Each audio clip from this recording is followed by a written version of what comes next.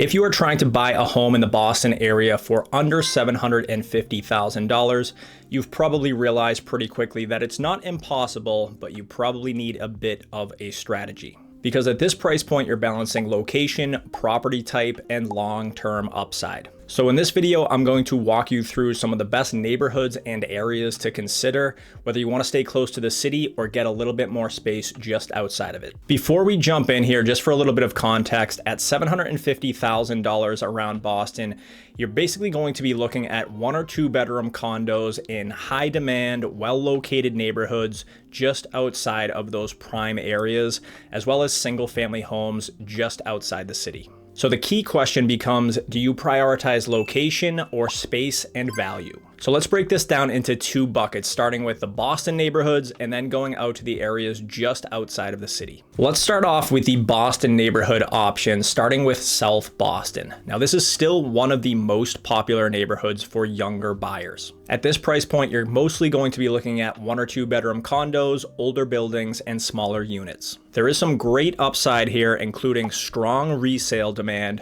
walkability, close proximity to downtown and the seaport, waterfront access, and great nightlife. Just know in the South Boston neighborhood, you are definitely trading space for lifestyle. Next, we have Dorchester. Now, Dorchester is probably the most versatile neighborhood in Boston at this price point. In Dorchester, you can still find larger condos, more square footage overall, and solid accessibility. And certain pockets like Savin Hill, Neponset, and Adams Village have seen serious appreciation over the last few years. The key to Dorchester is definitely working with someone that knows these pockets very well. This neighborhood gets a very bad rap for people that don't know the areas or the micro markets within Dorchester very well. And it's definitely best for people that still want to remain in the city, but are looking for a little bit more space, a little more breathing room, while still having access to amenities and nightlife. The next option in Boston is Jamaica Plain. Now, JP is definitely a lifestyle play. There is a ton of green space in this area, a very strong community feel, especially in certain areas, a very unique housing stock here. And at $750,000, you're typically going to be talking about older buildings, smaller condos. But for people that are looking for character and that strong neighborhood vibe, this is a great option. And it's just important in this neighborhood to be working with someone that, again, knows those very unique micro markets within the broader neighborhood, because they are very apparent here, and different parts of JP feel very different than areas on the other side of Jamaica Plain. Now, there are definitely still neighborhoods and areas within the city of Boston that can work at the $750,000 price point, depending on what you're looking for. But for now, let's move just outside the city where your options can start really opening up. The first town I want to talk about just outside of the city is the town of Quincy. Now, Quincy is one of the most popular entry points around the city right now for a number of reasons. First, it has great red line access, a ton of new development and downtown area revitalization, and under $750,000, you can not only find condos, but also some smaller single family homes in some great neighborhoods. Quincy is also absolutely enormous, and the different neighborhoods within it feel very different from each other. It almost feels like you're driving into different towns, from North Quincy to the waterfront areas of Squantum, Wollaston, Howe's Neck, all the way to the Quincy Center area, which feels like a mini urban hub. And then you have areas further over to the west, over by Blue Hills, which feel a little bit more suburban.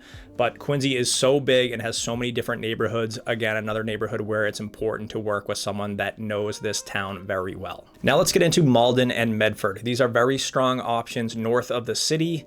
In Malden, you have great Orange Line access. In Medford, you'll have access to the Commuter Rail. You're in very close proximity to Cambridge and Somerville here, and in fact, a lot of the people from those areas are sort of getting priced out or looking for a little bit more of an economical place to live, a little bit more room to spread out, so they're moving into the Malden and Medford areas. Here, condos are going to be your best bet. You can still find single family homes, but the inventory is going to be significantly tighter at this price point. But these areas have seen constant growth over the last few years and are another strong option at the $750,000 and below price point. Now let's shift gears again and go back down south of the city into areas where you're going to get a lot more value. Let's talk about the towns of Braintree and Weymouth. These are just south of Quincy, which I mentioned earlier. And Braintree and Weymouth, you're going to find more single family home options, more square footage, backyards, driveways, things that are just harder to come by in the city. We see a lot of people entering these towns that are either outgrowing their city condos or starting their families. They want a little bit more for their money. They want some yard space for the kids to run around. So these are two great options for that. And in Braintree, you're going to have red line access still, as well as commuter rail access. And then in Weymouth, you are going to have just commuter rail access, but you're going to get more for your money there. So the median price points here in Braintree, it's right around $750,000 for your typical single family home. And in Weymouth, you're talking about more like $660,000. So you just get a little bit more for your money down there, but you could argue it's not as convenient of a location from a commuting standpoint. And they're both still very popular towns and great options around the $750,000 price point. Now let's talk strategy. How should you think about choosing between these locations? Well, the simplest way I can put it in a short YouTube video like this is if you are liking or looking for that walkability, proximity to amenities and city lifestyle, stick around the Boston area for a while until you're ready to sacrifice some of those things for a little bit more space, some long-term flexibility, or maybe proximity to some other amenities like the beaches of the South Shore, for instance. Beyond that, I would say just focus on understanding these micro markets or partnering with someone that can help you understand the micro markets based on your specific criteria. And not only that, but help you understand how to win a home in a low inventory competitive market like this. Because identifying a home, identifying a neighborhood or a pocket of a neighborhood is one thing, but actually winning that home and getting to the closing table is where strategy really comes into play. So just make sure you have that in the back of your mind as you start navigating these different areas.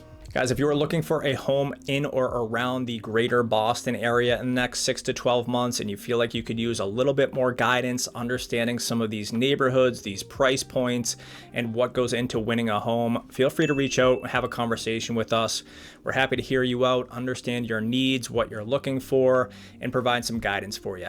We love helping people out that are following our channel. And in the meantime, I hope you guys enjoyed this video. Thank you so much for watching, and we'll see you on the next one. Take care.